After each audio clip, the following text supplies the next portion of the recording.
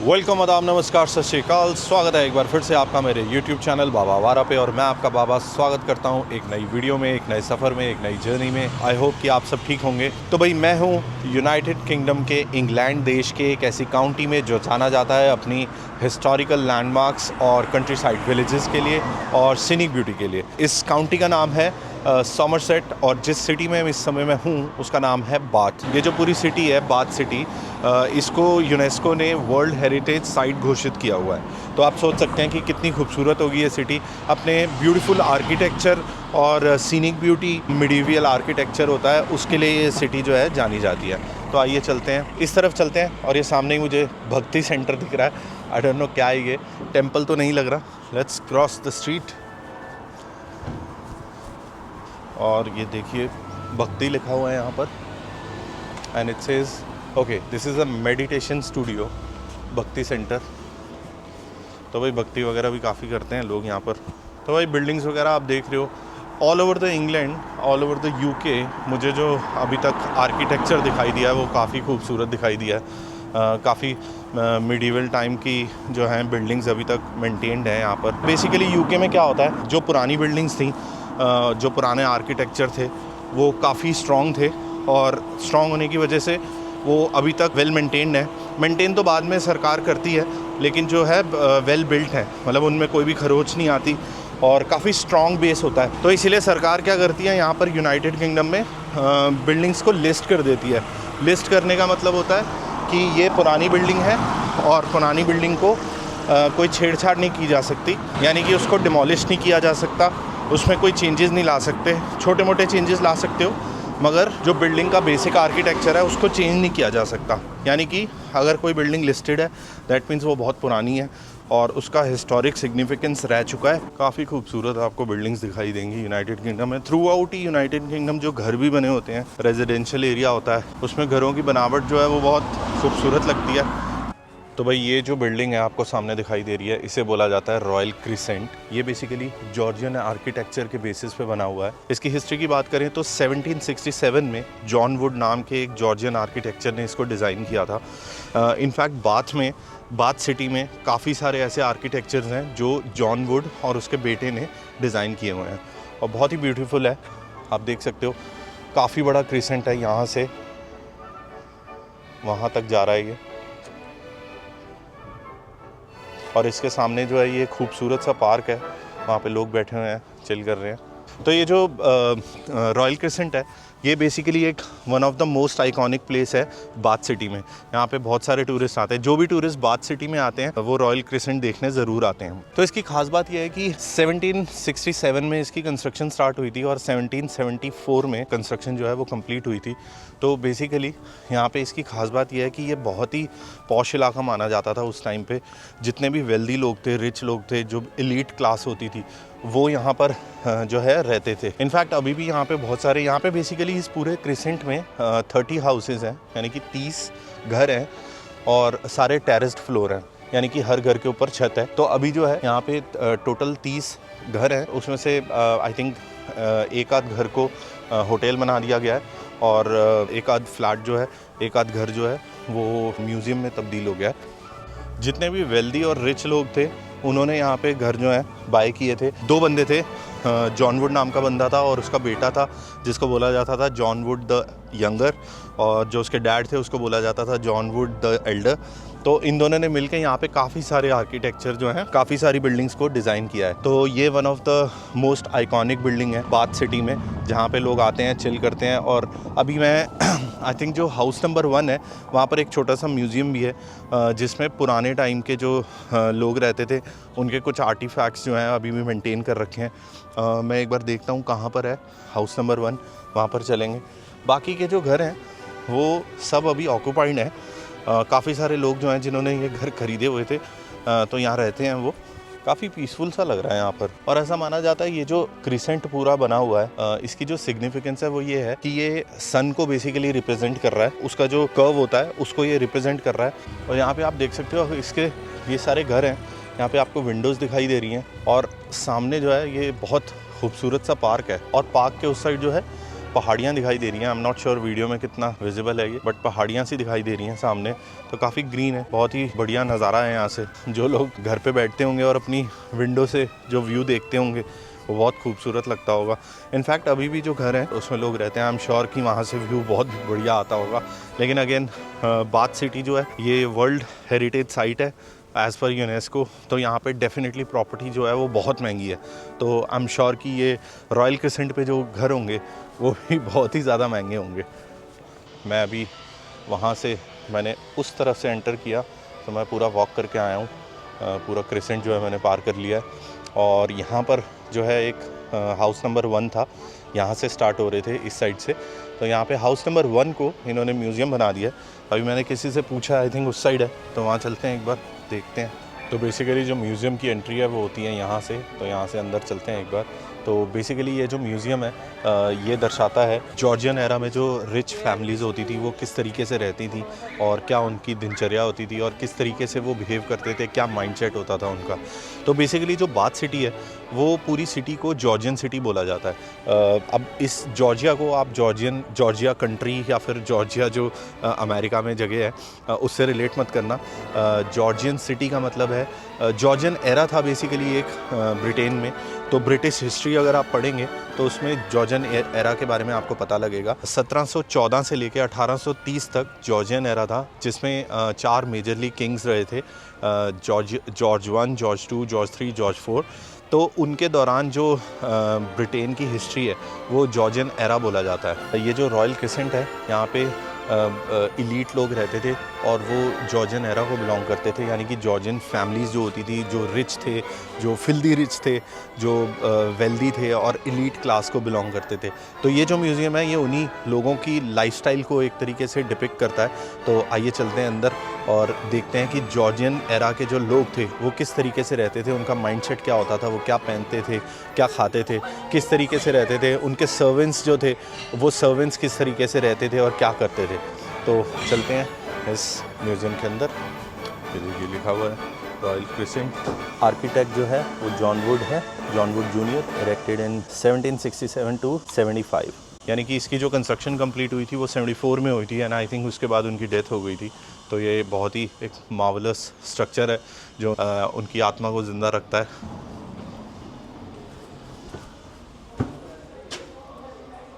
Hello, what are the ticket prices? 16 pounds for adults. Oh, okay. Can I pay by card? You can, yeah. Okay. 16 pound है adult की ticket, तो लेते हैं ticket और उसके बाद अंदर चलते हैं। आई नो थोड़ा सा जो है महंगा है, मगर आपको अगर हिस्ट्री पसंद है, जस्ट 1 सेकेंड, अगर आपको हिस्ट्री पसंद है तो आपको ये म्यूज़ियम ज़रूर देखना चाहिए। तो भैया आप देख सकते हैं यहाँ पे ये पुराना आर्किटेक्चर है, पुराना फर्नीचर। जॉर्जियन लोग जो होते थे, वेल्दी जॉर्जियन लोग यहाँ पर हॉलीडेज़ के लिए आते थे बाथ में, क्योंकि बाथ जो है वो बहुत ही ब्यूटीफुल सिटी रहा है हमेशा से। तो यहाँ की जो एयर है वो काफ़ी फ्रेश है, यहाँ का पानी जो है वो बहुत ही मीठा है और बिल्कुल प्योर वाटर है। तो आप देख सकते हो ये जो ब्रेकफास्ट का डिस्प्ले है ये दर्शाता है उनके हाई एंड ब्रेकफास्ट का। उस टाइम पे जिस तरीके से वो ब्रेकफास्ट करते थे, ब्रेड टोस्ट वगैरह रखे हुए हैं, बटर रखा हुआ है, मीट रखा हुआ है। तो ये डिपिक्ट करता था जो हाई क्लास लोग होते थे, जो वेल्दी फैमिलीज़ होती थी, वो किस तरीके से ब्रेकफास्ट करते थे यहाँ पर बैठकर। यहाँ पे कुछ पोर्ट्रेट्स भी लगे हुए हैं, मुझे इनकी सिग्निफिकेंस नहीं पता है। यहाँ पे बोला जाता है कि यहाँ से इन घरों से जो व्यू आता था ये बहुत ही खूबसूरत आता था। जो हॉलीडे मनाने का यहाँ पे जो मज़ा था वो और कहीं नहीं था। तो इसीलिए जो सुपर रिच लोग थे वो इसीलिए यहाँ पर इस जगह को चूज़ करते थे कि यहाँ पे अपनी हॉलीडे मनाई जाए, क्योंकि यहाँ पे फ्रेश एयर होती थी और वाटर जो होता था एकदम प्योर होता था। अभी भी प्योर है लेकिन as compare to the other parts जो है वो इतना प्योर नहीं था। इनफैक्ट अभी एक ऑडियो विजुअल चल रहा था यहाँ पे स्क्रीन्स में, तो उसमें यही बता रहे थे कि स्टोरी की तरह था। तो स्टोरी में जो बात कर रहे थे वो ये कर रहे थे कि लंदन में इतनी एयर जो है वो पोल्यूटेड है, तो वहाँ पर आप क्यों स्टे कर रहे हो, तो आप यहाँ पर आइए, बाथ पे आइए और अपनी जो है हॉलीडेज़ एंजॉय कीजिए।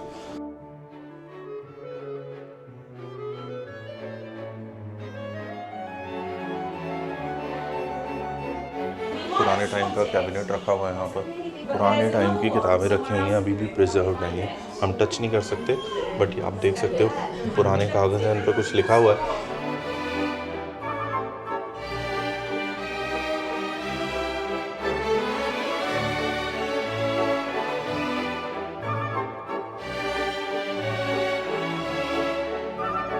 जॉर्जियन लोग जो होते थे, जॉर्जियन लेडीज़ बेसिकली काफ़ी बड़े बड़े और ज़्यादा वॉल्यूम में कपड़े पहनते थे। और ये इनका बेड है। ये टेबल रखी हुई है, यहाँ पे एक पेपर और वो आई थिंक किसी बर्ड का पंख रखा हुआ है जो पुराने ज़माने में लिखने के लिए यूज़ होता था।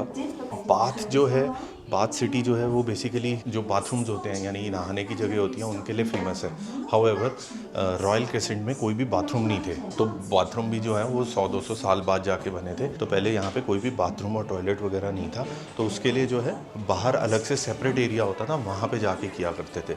तो जो लेडीज़ होती थी उनको वॉश करने के लिए साइड में बाउल वगैरह दे दिया जाता था और वो वॉश कर सकती थी। और इस रूम में जो है वो इस रूम को यूज़ करती थी सोने के लिए और बेसिकली मेकअप करने के लिए। तो यहाँ पे उनको जो लेडीज़ होती थी उनके विजिटर्स आते थे तो गॉसिपिंग के लिए यहाँ पे बैठती थी, ड्रेसअप होती थी। तो इस तरीके से उनका जो है लाइफस्टाइल रहता था। ये जो रूम है ये एक तरीके से ड्राइंग रूम कह लो या हॉल बोल लो।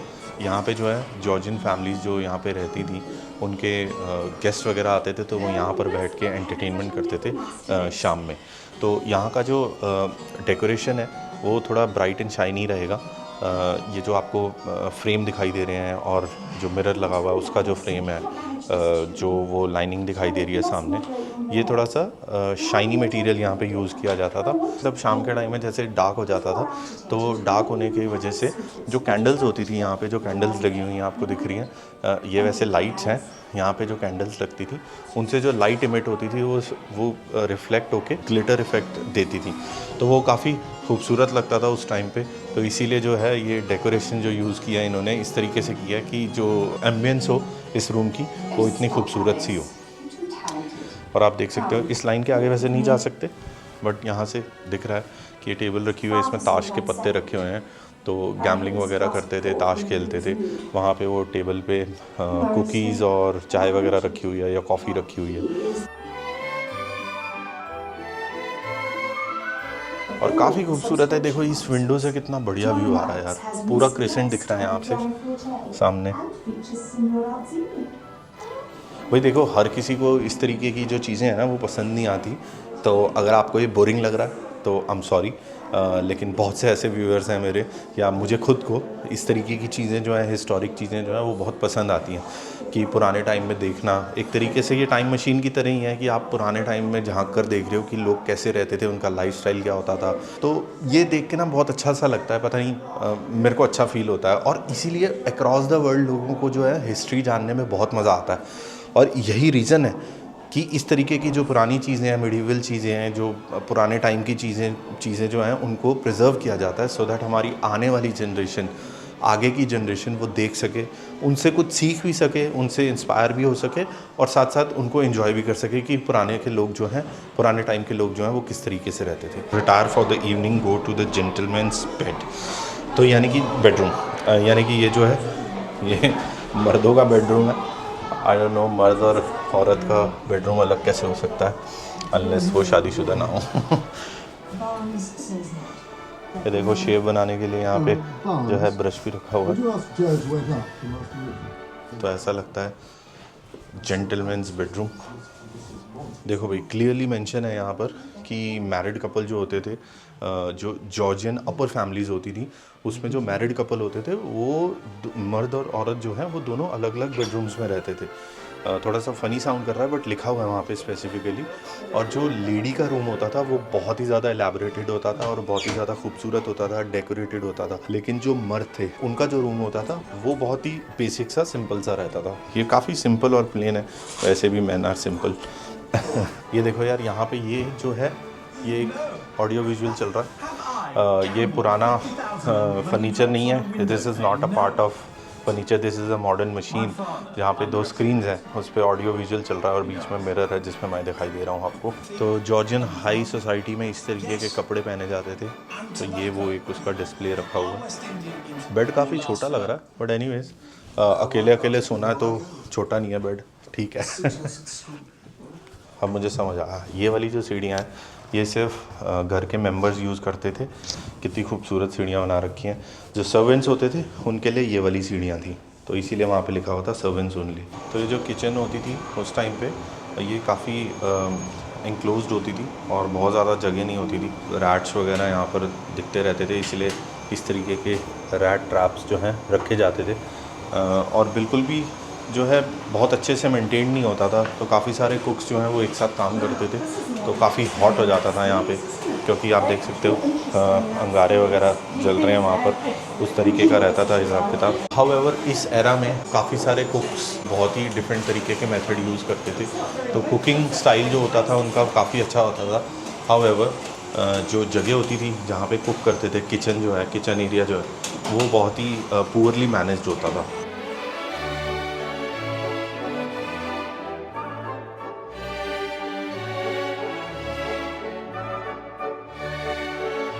अच्छा, जो स्कलरी होती है वो एक मल्टी फंक्शनल एरिया होता है जहाँ पे क्लीनिंग और लॉन्ड्री का जो है मिक्स्ड काम होता है, तो वो किचन वगैरह से थोड़ा सेपरेट रखा जाता है। तो इस तरीके का एरिया जहाँ पे फूड भी प्रिजर्व हो रहा है, आप देख सकते हैं यहाँ पे मीट रखा हुआ है, और लॉन्ड्री वगैरह का और क्लीनिंग के जो अप्लाइंसेस वगैरह होते थे तो वो यहाँ पर रखे जाते थे।